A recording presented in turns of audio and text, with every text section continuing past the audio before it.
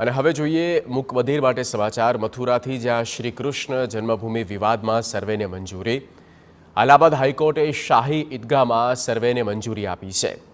Advocate commission રચવા અંગે પણ હાઈકોર્ટની મંજૂરી। હાઈકોર્ટે હિન્દુ પક્ષની અરજીને માન્ય રાખી છે।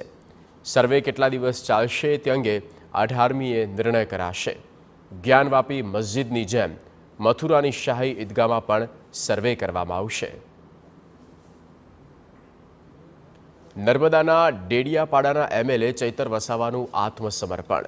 ડેડિયાપાડા પોલીસ સમક્ષ હાજર થયા આપના ધારાસભ્ય। ચૈતર વસાવા પર વન અધિકારીઓને મારવાનો આરોપ છે। ડેડિયાપાડા પોલીસ મથકમાં ચૈતર વસાવા સામે ગુનો નોંધાયો છે। છેલ્લા 1 મહિનાથી આપ ધારાસભ્ય ચૈતર વસાવા હતા ભૂગર્ભમાં। પોલીસ સમક્ષ હાજર થતાં પહેલાં ચૈતર વસાવાએ નિવેદન આપ્યું। 1 વર્ષમાં મેં પ્રજાની સેવા માટે રાત દિવસ એક કર્યા તેવું તેમણે કહ્યું। વિદ્યાર્થીઓથી માંડી ખેડૂતોના પ્રશ્નોનો ઉકેલ લાવવાના પ્રયાસ કર્યા। આદિવાસીઓના પ્રશ્નો પણ ઉજાગર કરવાના પ્રયાસો કર્યા। નાની ઉંમરે મને મળેલી સફળતા ભાજપને ન ગમી। ભાજપે પહેલાથી મારા વિરુદ્ધ ષડયંત્ર કર્યું હતું। ચૈતર વસાવાના આત્મસમર્પણ મુદ્દે ગોપાલ ઇટાલિયાનું નિવેદન।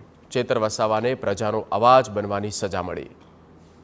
ચૈતર વસાવાની પ્રસિદ્ધિથી ભાજપના પેટમાં તેલ રેડાયું। કાયદાની અદાલતમાં ચૈતર વસાવાને જરૂર ન્યાય મળશે। નીચલી અદાલતમાં ન્યાય નહીં મળે તો ઉપર સુધી જઈશું।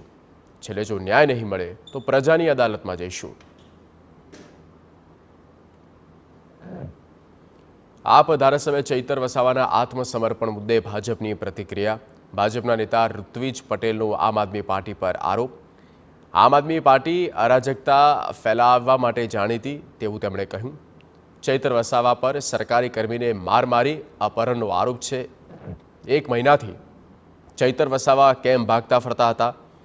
કોઈ પણ પક્ષનો નેતા કાયદાથી ક્યારેય મોટો નથી હોતો।